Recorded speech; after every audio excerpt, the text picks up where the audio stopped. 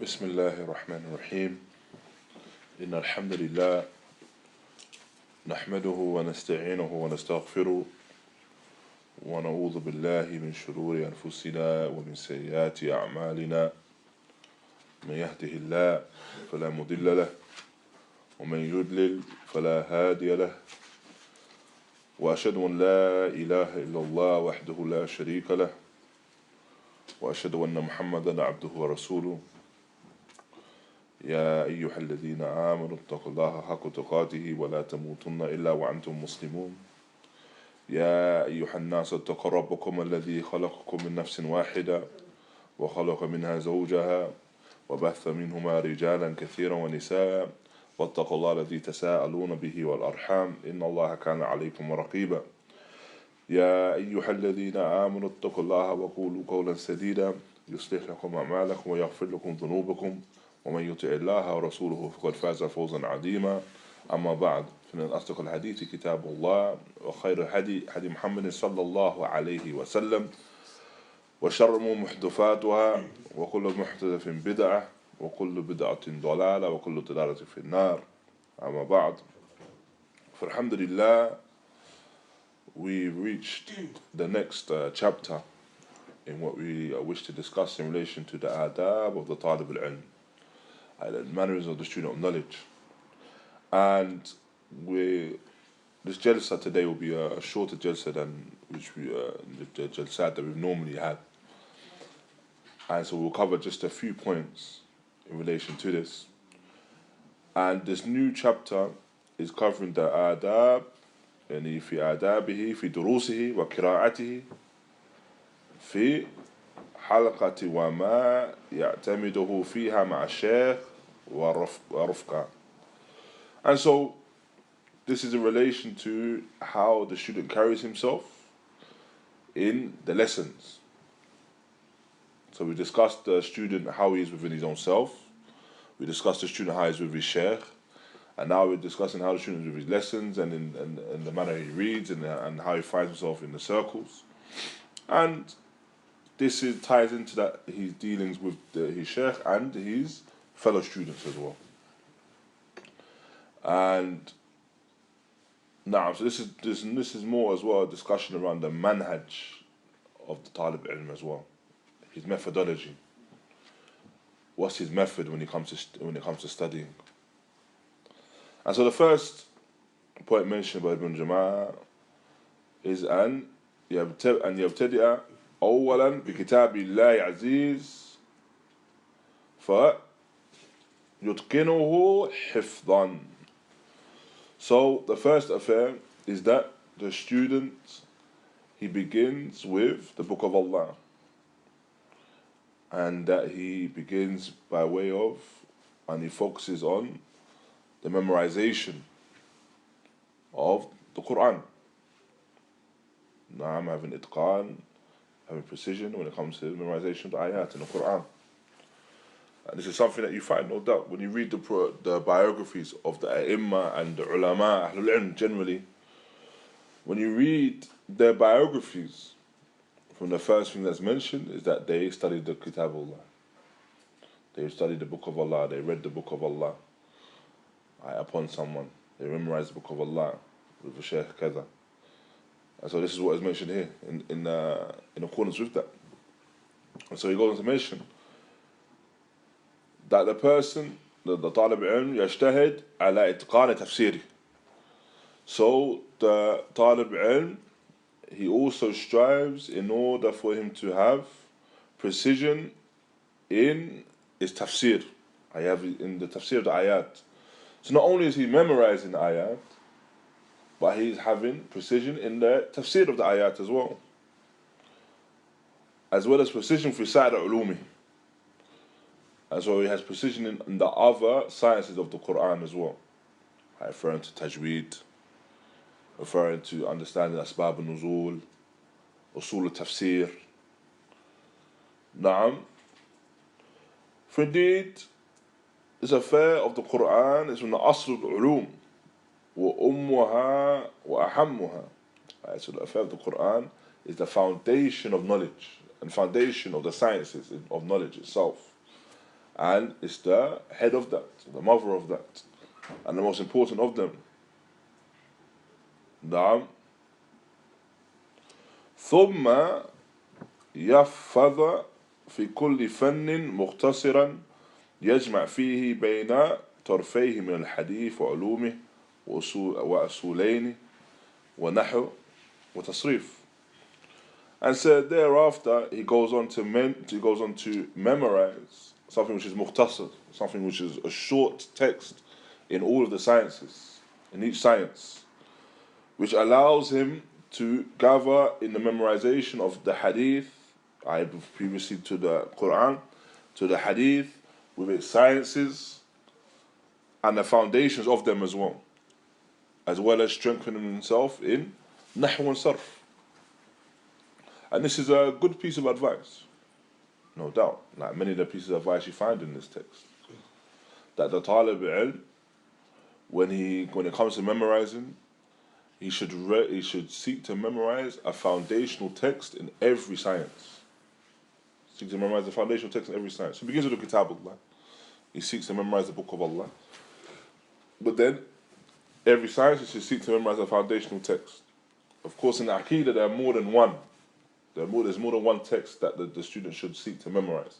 So, for example, in Aqidah, the student of knowledge should seek to memorize, in this time that we have now, Qawaid al-Arba'a, for example, and Thalafat al-Usul, and Kitab al-Tawheed, all by Shaykh al-Islam, Muhammad ibn Abdul Wahhab. Likewise in Aqidah, the Talib al-Ilm should seek to memorize Al-Aqidah al-Wasitiyah by Shaykh al-Islam ibn Taymiyyah. And that's generally mukhtasara in the beginning of what a student should memorize in Aqidah. When it comes to the affair of Hadith, the Talib al-Ilm should begin with, for example, 40 Hadith. The 40 Hadith compiled by An-Nawawi. We need these 40 Hadith. And we have to understand that when the text we mention is not the beginning and end, rather it's just the beginning. So, for example, the Talib al-Ilm equates himself with 40 Hadith and memorizing the 40 Hadith. So he becomes used to this affair of memorizing the Hadith of the Messenger of Allah sallallahu alaihi wasallam and acquainted with them. Likewise, in the affair of Mustalah Hadith, in the science of Mustalah Hadith, or the science of Hadith, then you have Nukhbat al-Fiqh, the book Nukhbat al-Fiqh, the text Nukhbat al-Fiqh by Ibn Hajar al-Asqalani.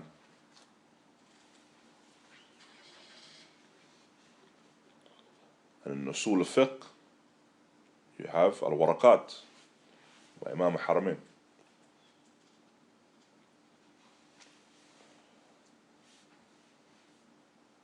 And in Tajweed, you have Tuhfat al-Atfal. In Nahu, you have the text Al-Ajrumiyya, in Nahu. Now, these are examples of what the student should begin memorizing.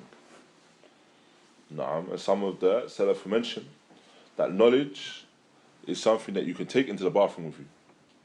Knowledge is something that you can take into the bathroom with you. Meaning what, ikhwan? Memorize. How though? Why is it? What's the mention in the bathroom?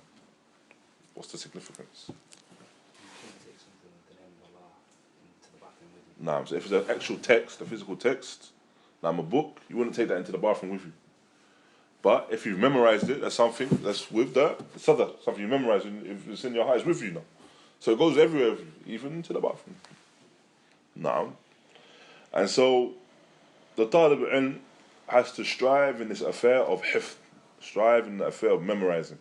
And these are examples of what he should memorize, yani ibtida'an, yani beginning. Naam. ولا يشتغل بذلك كله عن دراسة القرآن وتأحد وملازمته ورد منه كل يوم أو أيام أو جمعة كما تقدم، وليحذر من نسيانه بعد حفظه فقد ورد فيه أحاديث زجره عنه وزجر عنه يعني. And so the person, he memorizes from the Quran and he has mulazama, he constantly memorizes from the Quran and spends his days memorizing the Quran. However, upon the student of knowledge is to beware of the nisyan, forgetting that which he's memorized from Quran. So he's memorized it and then he forgets it. For indeed we have narrations that mention the affair, the evil affair, and the warning against forgetting that which we memorized from the Book of Allah. Then Ibn Jama'ah goes on to mention ويشتغل بالشرح تلك المحفوظات على المشايخ, and thereafter the student, he strives in the explanation and going through the explanation of what he's memorized amongst the mashayikh. وَلْيَحْذُرْ مِنْ الْاعْتِمَادِ فِي ذَلِكَ عَلَى الْكُتُبِ الْإِبْتِدَاءً. And so, however, he must beware of just being reliant upon the books. So at the beginning of his talab, he's reliant upon books. No, rather the student of knowledge, at the beginning of his talab, he seeks his knowledge at the feet of his mashayikh, at the feet of his teachers. This is the way of the talib al-ilm. نعم بل يعتمد في كل فن من هو أحسن تعليما له. Rather, in every science, he should seek to take that knowledge from the one that is best in that affair. Ahlul ikhtisas, people that are specialized in that affair. Naam, and those that have strove and are the best in relation to it. And achieving and seeking and gaining knowledge from them. وَأَخْبَرَهُمْ بِكِتَابِ الَّذِي قَرَأَهُ. And that these are the people of knowledge that have the most experience and most informed when it comes to the books that they are reading to them. No? And this is why, as tulab al-ilm, we should seek, no doubt, to sit at the feet of the scholars, sit at the feet of Ahlul ilm, the ulama. Because these, as Ibn Jama'ah has mentioned, these awsaf, these characteristics that have been mentioned here, that they are the akhbaruhum bi-kutub, they're the ones that have the most knowledge of the books, they're most acquainted with the books, and they're the best when it comes to acquiring that knowledge which are in the books. So these individuals, we seek to take the knowledge from them. So we don't just rely upon hifz, we don't just rely upon memorization, whilst it's a big part and it's a major and integral part of the seeking of knowledge. Also, we have to be upon the fahm dakhil ilm. We have to be upon understanding that knowledge itself as well. As they're integral, these two affairs go hand in hand. You should memorize it. So, istihdar, the person is able to recall and have that recall of knowledge at ease. Because no doubt, the person wants to act upon the ilm. If you act upon the best way to act upon that knowledge is that it's with you at all times. Naam. For example, if you want to perform an action of ibadah, any action of ibadah, if you know that it's an action of ibadah, if you know that it's haqq, this action is haqq, it's in accordance with the Book of Allah and the Sunnah of the Messenger of Allah, then you do it because you know it. But if you don't know, or you have a degree of nisyan, or you have a degree of shak, then you have to go back to the book, and then you have to refer to the book before you can do the action. But then if the person hasn't memorized, it aids him in his talab and aids him ultimately in his amal as well. It aids in his actions. So that's one thing, the hifz. But it's not enough that you memorize the text and you memorize the words. لابد من فهمها. It's a must that you understand those words that you've memorized and that you have a clear and correct understanding of what you've memorized. And hence this is why you have the encouragement to sit with the scholars and study these books with the scholars. Now,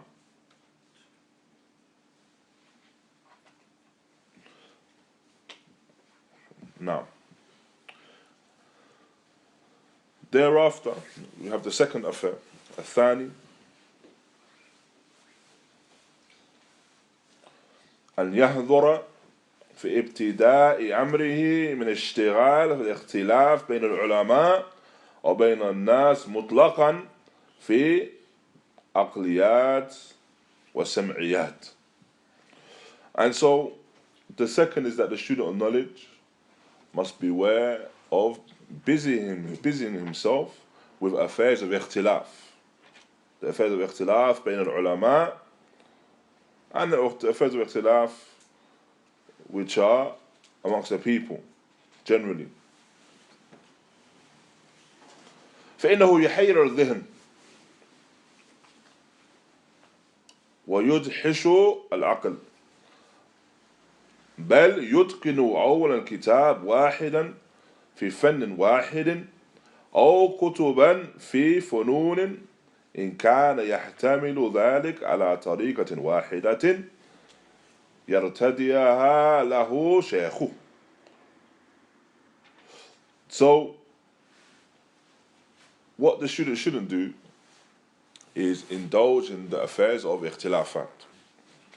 Now, what we understand here by ikhtilafat, first and foremost, the ikhtilaf is of two types. Differing is of two types. Differing is of two types. The first is ikhtilaf, which is known as ikhtilaf al-tadad. So things that are diametrically opposed to one another. An example of that is ikhtilaf in usul. There's no room for differing in this affair. There's no room for differing in usul. Al-haq is one, and that's stuck to in relation to the creed, the correct creed. And they have ikhtilaf, the second type is ikhtilaf tanawwu', where there's some room for differing. Where there's different proofs that are used, or the understanding of the same proofs may differ. It's the ikhtilaf tanawwu', which is referring to different affairs, possibly in fiqh and likes of that, and ahkam. So here, whatever Jama'ah is mentioning for a person not to become immersed and to busy himself with ikhtilafat, what is he referring to? Which one is he referring to? Tadad or tanawwu'? Tanawwu'. Now, because upon the individual, no doubt, he has to know the correct creed. So just because someone yakhtalif, he differs with another individual in the creed is one. And the haqq is in relation to the creed must be known. So a person cannot say, for example, that Allah is above the throne. And another one says Allah is everywhere. And the person comes and says, I'm not going to get involved in the ikhtilafat. I'm not going to busy myself with the ikhtilafat. Rather, the individual, the talib ilm, and the Muslim must know his correct creed. And its adillah. Likewise, or in addition to that now, if we're talking about this affair of differing, then this affair of differing is when it comes to the affair of these ikhtilafat in ahkam. When it comes to ikhtilafat in ahkam. And so what Ibn Jama'ah mentions is that the talib al-ilm should focus upon one madhab. And this is something that is mentioned by many of Ahlul Ilm. Some Ahlul Ilm differ, but many of Ahlul Ilm, they mention that when a person begins to study ahkam, for example, and fiqh, that they begin by studying a particular madhab. Now, from the madhab. They begin by studying a particular madhab. And why do you believe that they say this? What's the hikmah in this advice? So I get confused with the different. I still don't get confused with the different. Not I'm confused with different, that's one. No.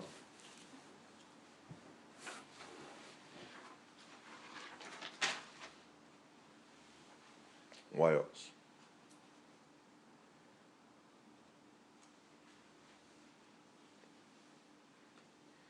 Because also, the student must acquaint himself with the masail. He seeks to acquaint himself with the different issues and different issues of fiqh and ahkam. So, for example, he's studying the affair of the salah. Naam. And then he's studying from the first masail when you study salah is the hukum tariq of salah. The ruling for the one that leaves off the salah. Naam. He just needs to know that there is a ruling for the leaving of the salah. Fiqh ruling.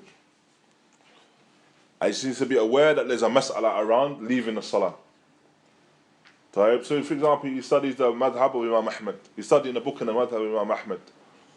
So he learns the ruling that Tariq al-Salam is as left us the fold of Islam. So he's aware of the mas'ala now. That around this affair of the Tariq al-Salah is kufr, yani. What this does and how this aids the student is that he builds for him a basis, a skeleton in understanding the affair of the ahkam. Because remember, when it comes to talab al-ilm and studying, this is a lifetime investment. When we're studying the affairs of deen, we're studying with the intent, inshallah ta'ala, to continue to study until the day that we die. So with that being said, it doesn't now mean that the person is going to read this particular masala and never come back to it again. Rather, you read the masala, you acquaint yourself with it, and you read other masail afterwards, other issues after it, and then you may come back to it in more detail. But you want to build that basis for yourself first. Naam, and so this is why you find that a lot of the advice from Ahlul Ilm, they say study a particular madhab first, and then you enhance it thereafter when you continue your talab. Now, when they advise you to study in a particular madhab, it doesn't now mean that they are saying have ta'assub with that madhab. So, whatever the madhab says, I'm going to be upon. Or if something comes from adillah which opposes my madhab, then I'm going to reject it. Of course not. Because aslan, the talib ilm upon him is to be mukhlis, and upon him to be is a sunni as well. Upon him is to make the affair of the sunnah yani an awlad, first and foremost. So when it comes to this affair of his talab, if over the course of his talab he's studying his madhab, then he comes across adillah which is stronger than that which his madhab says, then he takes the adillah.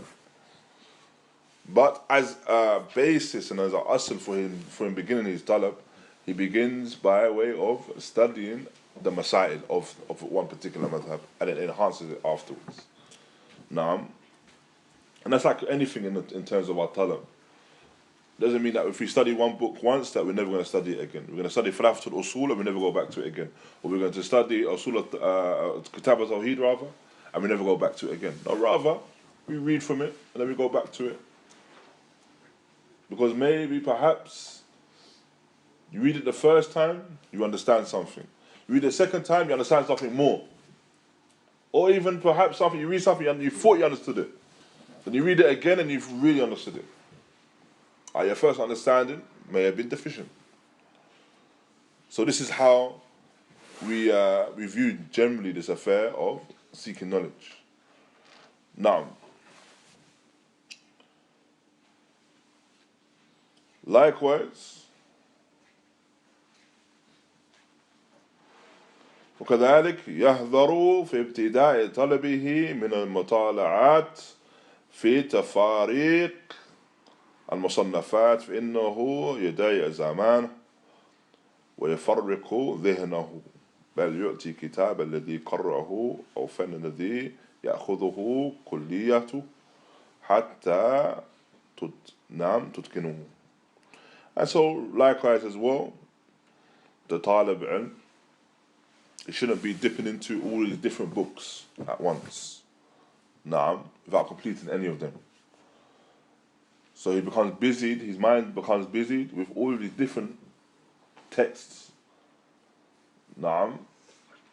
What the talib should do and what is upon him to do is to read one book in terms of if he's reading from one particular science, read that book in that science and become firm in it. Person should become firm in his understanding in what he's reading, and then he moves on. So it doesn't mean that you can't read more than one book at one time. But if you're focused on a particular science, then focus on the particular book you're reading. For example, if you're reading to a sheikh, you wouldn't go to the sheikh and say to the sheikh, okay, today, sheikh, we're going to read, or the sheikh suggests we're going to read Falafat al-Usul, مثلا. And you read some of the texts, and then the next day you say to the sheikh, can we read Kitab al-Tawheed? The next day you say, can we read Usul al-Sitta? Next day you will say, can we read Nawaqid al-Islam, مثلا. No, rather you complete the book and you become firm in that book. And hence it's what you find in the durus, in the masajid, and the marakas, in here, and of course before that with the durus of the mashayikh and the ulama, is that they will teach a particular book first. And the aim is that the talib becomes grounded in that book. He has itqan when it comes to reading that book and understanding that book. Thereafter, he may move on to something else. Now,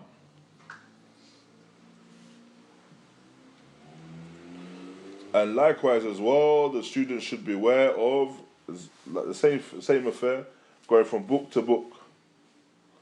Now, I'm going from book to book and going from one book to another book, which is not necessary. It's not necessary for him to read that book at this particular point in time. It won't enhance his studies at this particular point in time. And this is an indication that the person has not been granted success in his talab.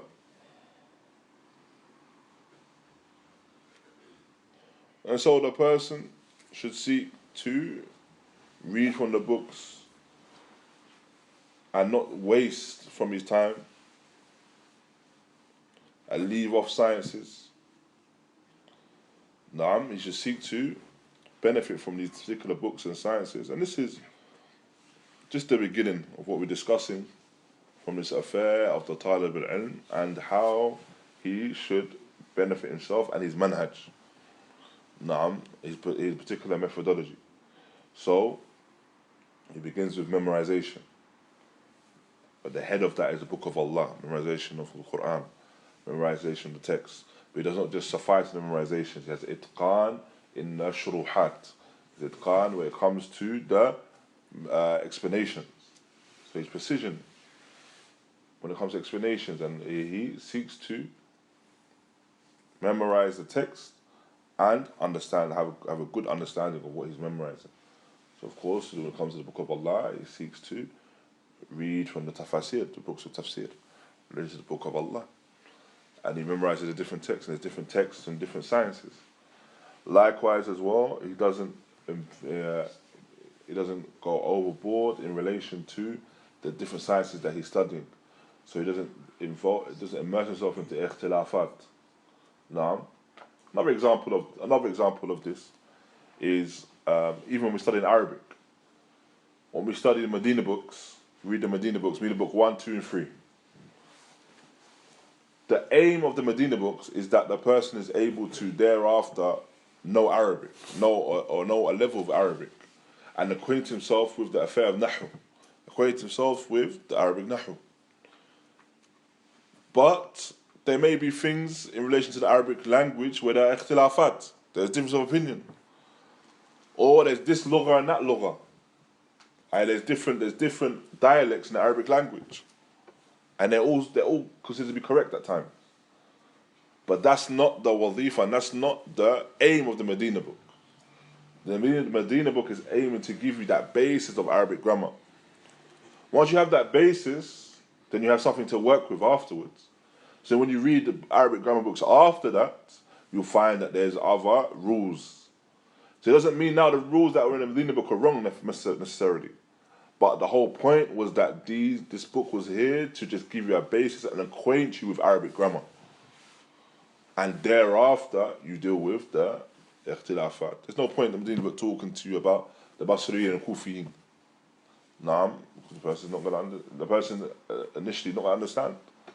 Especially if he's a person who's غير ناطقين بها. He's a person that doesn't know Arabic in the first place. So it's not a point. It's not beneficial for him to enter into that affair first and foremost. Rather, he builds that basis and then builds upon that afterwards. And Allah subhanahu wa ta'ala knows best. And we'll conclude here, inshallah ta'ala. Barakallahu feekum. Wa jazakum Allahu khayra. Wa sallallahu wa barak ala Nabi Muhammad wa ala alihi wa sahbihi wa sallam. Jazakumullah khayra. No, Where it mentions to start with the Book of Allah, is it that person already understands their aqidah? Because if not for a person, it will take them a few years to memorize the Book of Allah, but they haven't already studied the Surah Al-Huda or Al-Huda. Should they wait and memorize the Book of Allah first, as it mentions, or? So they should memorize the Book of Allah first, in terms of their talab generally. So this is the manhaj of their talab. But when it comes to your aqidah, it's upon every single individual to learn your aqidah, regardless of at whatever point you are in your talab. So we're talking, the focus here is about a person that's embarking upon the tariq of talab al-ilm. And so this is how he goes about it.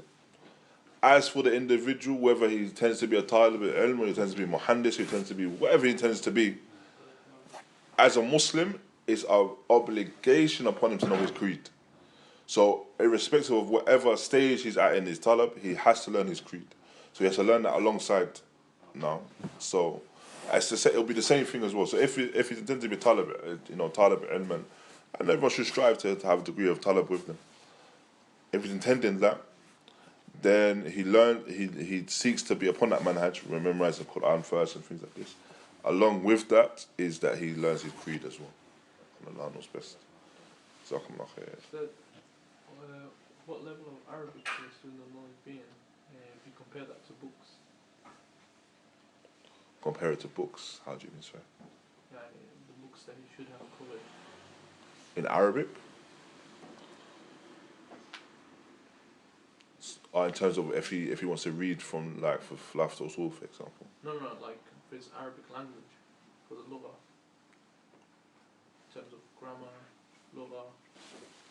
What level should he be at? Yeah, generally. So, for example, is the Medina book sufficient, or where does he progress on from there? No, so the student should always the student should always strive to be like in any science. You should strive to be at the top of that science, right? Because from the adab, something's not mentioned, but it's mentioned in other books. From the manners of a student knowledge, they should set themselves high goals. Now, the manners of a student is that he should set himself high goals. The student shouldn't say, I'm just going to suffice with whatever science it is. Now, he should seek to be from those that he gains the most amount of knowledge in, that whichever science it is. That's the beginning. If we're talking about the Medina books now, for example, or the Arabic, then a person should always try to complete the Medina books. Now, if a person completes the Medina books, for example, and this is just me speaking from experience in terms of I haven't studied the other books, the other Arabic books, because I was in Medina myself. But if a person understands the Medina books inside out, each book, well, and the way you know that you've understood the books is two particular ways. One is that when you have a rule, you're able to bring an example of that rule.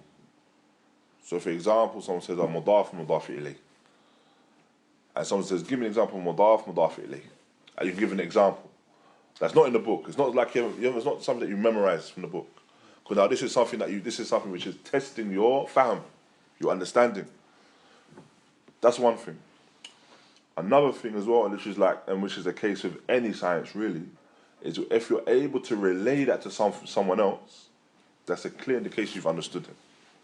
Right? You've understood it to the extent where you're able to make knuckle of it, you're able to relate it to another individual. Right? If a person has that relationship with all three books, then he's built himself at a basis where they are able to open many books in Arabic grammar and not be out of their depth. No, not necessarily they'll understand all the book from beginning to end, but not be out of their depth. And so I would say for the student that at the very least they should just seek to complete those books.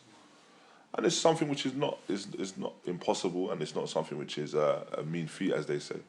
It's just it does take an individual to focus on completing, and inshallah they will complete them. Bi-idhnillahi ta'ala.